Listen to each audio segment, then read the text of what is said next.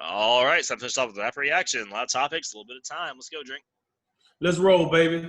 Washington Wizards all-star shooting guard Bradley Beal said he won't judge his new teammate Russell Westbrook based off Westbrook's previous relationships with other star players. Is that the right approach, Jay?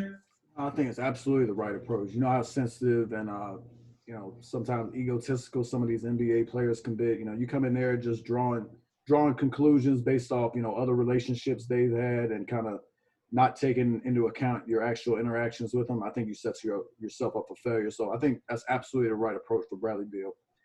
The NBA has fined Kyrie Irving and the Brooklyn Nets $25,000 for violating the league's media availability rules. Drink, are the NBA rules on media availability unfair? Absolutely not. And maybe this might be an unfair look, but let me put myself in his shoes. When I signed up to be in the military, guess what? They slid so much stuff in that contract, and guess what? I signed the contract. I had to do it. It's the same thing here. Grow up, man. Like, if you don't want to talk, do it like Marshawn Lynch did. Show up, say 5 words that don't matter for anything, and go home. But to sit here and just say, I'm not talking to the media, I don't like the media. This is part of the job, brother.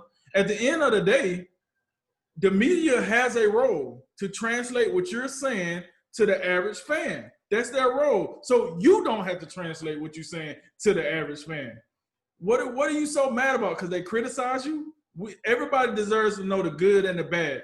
This is ridiculous. And I agree with David Aldridge, what he said earlier. If Kyrie keeps this mess up, for every time he keep doing it, let's raise the bar, let's fine him more, and then make the punishment more punitive. But this is ridiculous. He's acting like a baby. So, yeah, I think the NBA ruling is fair. Eagles offensive lineman Jason Peters will miss the rest of the season after deciding to have toe surgery. Your thoughts? The Eagles stink. Good luck to Jalen Hurts with all the great, wonderful talent around him. Boston College has become the first college football team to announce its team will not participate in a bowl game. Did Boston College make the right decision? Yes, I think this season. Because most likely Boston College is going to play a game that's up north in the empty arena. Well, what do they really get?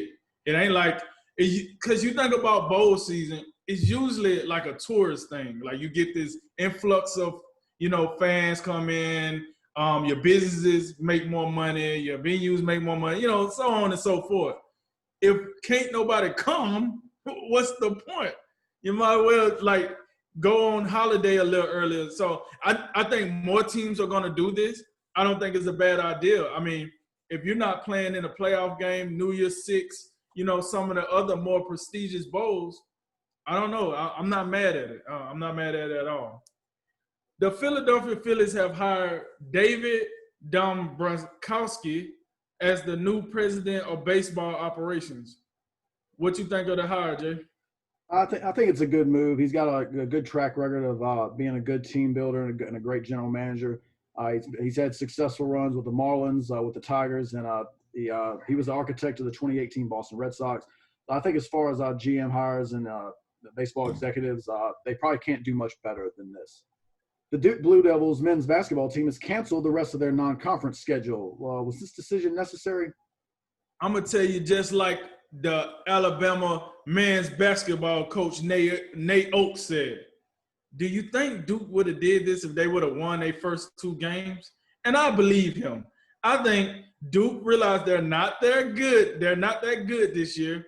And they're like, hold on, we got a card to play. Coronavirus, we only playing conference games because it gives them a chance to work on whatever they need to work on and be better.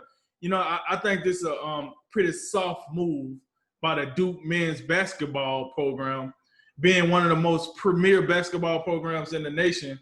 And just because you don't like the way the season started, you go and change the rules halfway through, in the middle of the season. So I don't think the decision was necessary, but it is what it is. It's Coach K. What are you going to do? 49ers left tackle Trent Williams said he doesn't hold a grudge against his former football team ahead of the San Francisco versus Washington Sunday's matchup. Do you believe him? No, I do not believe it. Ain't no way that all that stuff could happen to Trent Williams and, some of the medical things that happened, and he could absolutely not be somewhat salty about what happened. And even more so, I know some of the people Washington's had a little bit of a remake. with Ron Rivera being in there. But now think about it. Trent Williams thought he was going to Contender, and he's going to slide into Washington. Both these teams have the same 5-7 record, and Washington could very well win this game. I would not be pleased with what's going on there. Yeah. Tomorrow evening on DAZN at the Wembley Arena in London, the IBF, WBA, WBO heavyweight title. They're all on the line in a boxing main event between the champ Anthony Joshua and the contender Kubrat Pulev. Drink, does Anthony Joshua stay the champ? Yeah, I think he do. Let me preface this by saying, Provelis he's not a bum. He only lost one fight. He's not, trash or anything. But Anthony Joshua was just in a different spot now. And then this is his first fight in quite a while. I know he'll have to knock out the rest of COVID and everything in the earlier rounds, but I think towards the end he take care of this. He knocks this cat out, I think.